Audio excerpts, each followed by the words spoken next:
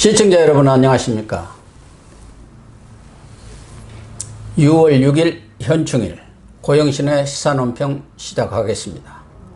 시청자 여러분, 어제 조국 전 법무장관 직권남용 재판의 증인으로 나온 전 청와대 특감반원 이모 씨는 당시 금융정책국장이었던 유재수 씨 감찰과 관련해서 세상이 참 희한하게 돌아간다고 생각했다고 증언했습니다.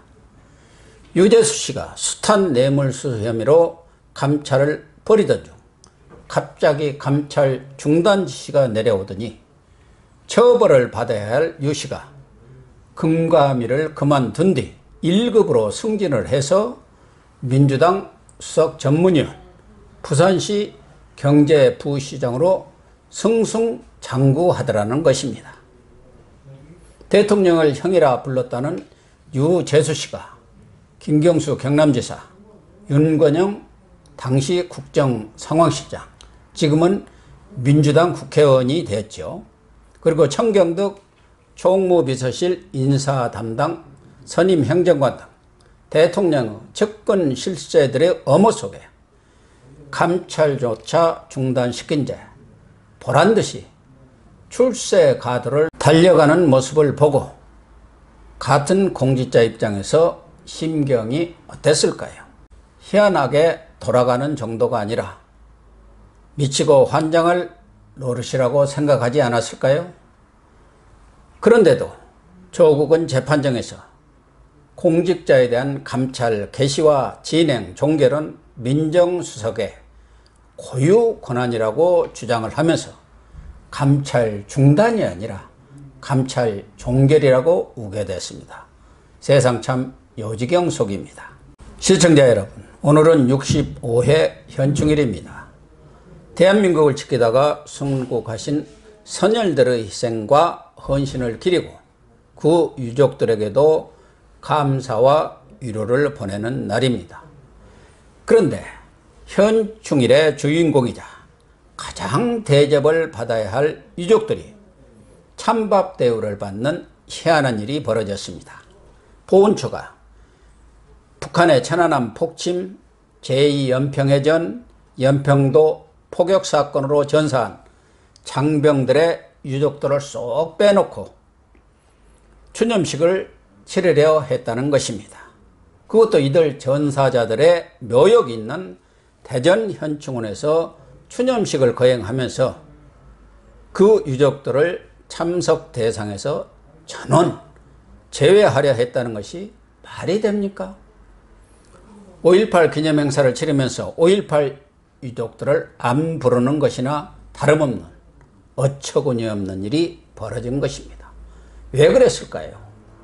보훈처는 올해 추념식은 코로나 때문에 참석 인원을 대폭 줄이다 보니 실무진에 실수가 있었다고 해명했는데요. 실수를 할 것을 해야지 국민들을 바보로 하는 것입니까? 아마도 천안함 연평해전, 연평도 포격 전사자 유족들이 참석하는 것을 청와대가 껄끄럽게 생각했거나 북한 눈치가 신경이 쓰였다고 보는 것이 솔직한 해명이 아닐까요? 문재인 대통령은 총선을 앞둔 지난 3월 취임 후 2번이나 참석하지 않았던 서해수호날 기념식에 참석했는데요. 서해수호날은 천안함 폭침으로 전사한 46 용사를 비롯한 북한의 서해 도발로 숨진 장병들을 기리는 날입니다. 이날 기념식장에서 천안함 폭침 사건으로 전사한 고 민평기 상사의 어머니 윤청자 여사가 갑자기 문 대통령에게 다가가서 늙은이의 한을 좀 풀어달라면서 천안함 폭침은 누구 짓이냐, 누구 소행이냐고 따져 물었습니다. 당황한 문 대통령이 북한 소행이라는 것이 정부 입장이라고 답변을 했는데요. 천안함 유족들을 부르지 않은 것을 보면 폭침 사실이 없다고 잡아떼고 있는 북한이 지금도 신경이 많이 쓰였나 봅니다. 보훈처가 알아서 기었다고 봐야겠죠. 호국 용사들의 헌신과 애국을 헌신장처럼 버린 것입니다. 보훈처가 뒤늦게 7명의 유가족들을 초청함으로써 일단락되기는 했지만 오죽하면 유족들이 능욕을 당한 느낌이라고 했겠습니까? 문 대통령은 오늘 추념사에서 국가유공자 유가족들에 대한 보호는 정부의 가장 중요한 정책 과제 중 하나라고 주장했습니다. 문 정권은 위안부 피해자 할머니들에게도 피해자 중심주의를 강조했지만 이용수 할머니의 간절한 호소는 국정이 아니라고 외면하고 있습니다. 선거 때 표가 되지 않으면 그야말로 개밥의 도토리 신세입니다. 이보다 더 세상 희한한 일이 엊그제 사이에 벌어졌습니다. 북한 김정은의 여동생 김여정이 지난 4일 김정은을 비난하는 대북전단 이른바 삐라를 문제 삼아서 입에 담기조차 민망한 욕설을 우리 국민과 대통령에게 퍼부어대면서 대북전단 금지법을 당장 만들라고 호통을 치고 나섰습니다.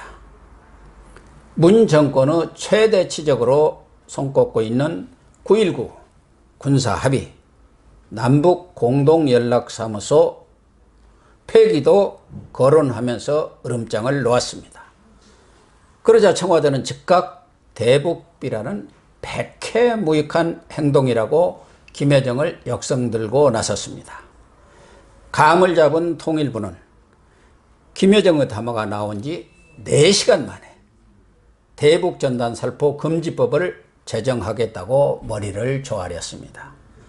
국방부도 대북비라가 남북 긴장을 조성하고 우리 국민의 생명과 재산을 위협하는 일이라고 맞장구를 쳤습니다. 도대체 어느 나라 통일부이고 국방부입니까? 통일부 장관까지 지낸 여권 인사는 북한 지도자에 대한 도전은 용서할 수 없다. 북한 사정을 이해해야 한다고 거들었습니다.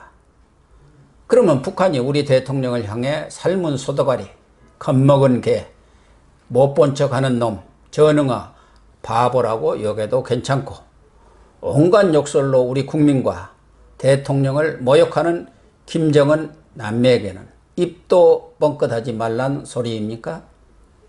핵무력 완성을 선언하고 시도 때도 없이 쏘아대는 북한의 신형 미사일과 초대형 방사포는 안보 협의 안 되고 김정은의 위선을 알리는 삐라를 조금 북한 쪽에 날렸다고 그것은 심각한 안보 위협이 된다고 정부가 쌍심지를 돋고 나서는 것이 과연 맞는 얘기입니까?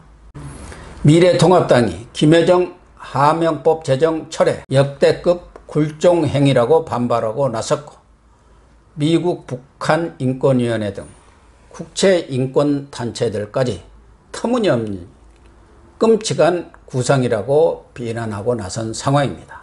참으로 기가 막힐 노릇입니다.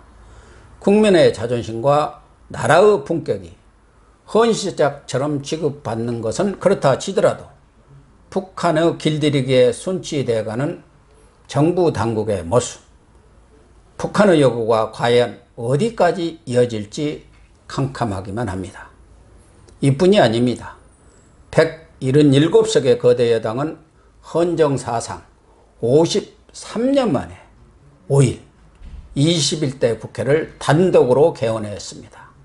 법사위원장을 거의 차지하겠다고 우겨대다가 타협이 안 되니까 힘 자랑이라도 하듯이 박정희 정권 시절인 지난 1967년 이후 사라진 반쪽짜리 개원을 강행한 것입니다.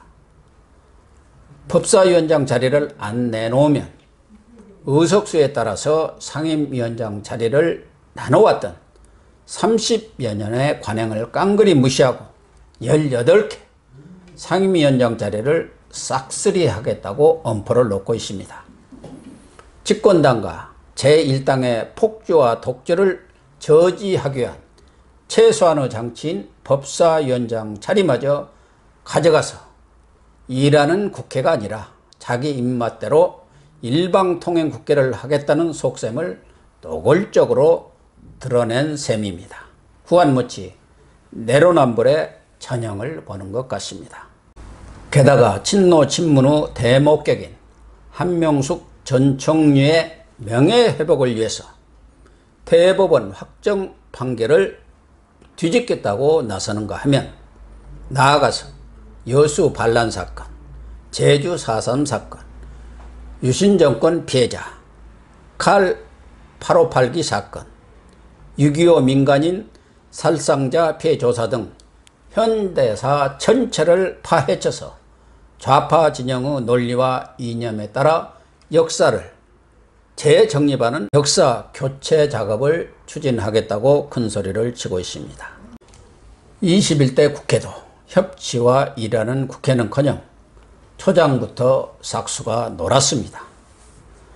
망둥어가 뛰니 꼴뚜기도 뛴다는 말이 있는데요. 위안부 할머니들을 사육과 사복을 채우는 데 이용했다는 윤미향 사건의 진상이 아직 가려지지도 않은 상황에서 어느 초선 의원은 친일파의 무덤을 동작동 현충원에서 파내야 한다고 주장하더니, 양승태 전 대법원장 재판에서 자신에게 불리한 증언을 했다고 해서 현직 부장판사를 탄핵하겠다고 천방지축 설치고 있습니다. 시청자 여러분, 최근에 일어난 일 몇 가지 사례만 들어도 총선 후 세상이 참으로 희한하게 돌아가는 것이 맞는 것 같습니다. 영국의 정치 사상가 액튼경은 절대 권력은 절대 부패한다고 말했습니다. 성경에도 교만은 패망의 지름길이요, 거만한 마음은 넘어짐의 앞잡이라고 경고하고 있습니다. 과연 총선 민의를 내세워 하늘 높은 줄 모르고 교만에 젖어있는 민주당과 집권 세력, 그 독성과 독주 것은 어디일까요? 김종인 통합당 비대위원장은 일찍이 민주당이 총선에서 승리하면 무슨 짓을 할지 모른다고 경고한 바 있는데요. 정말 그 경고가 현실로 다가오는 것 같아서 모골이 송연해지는 현충일입니다. 시청해 주셔서 감사합니다.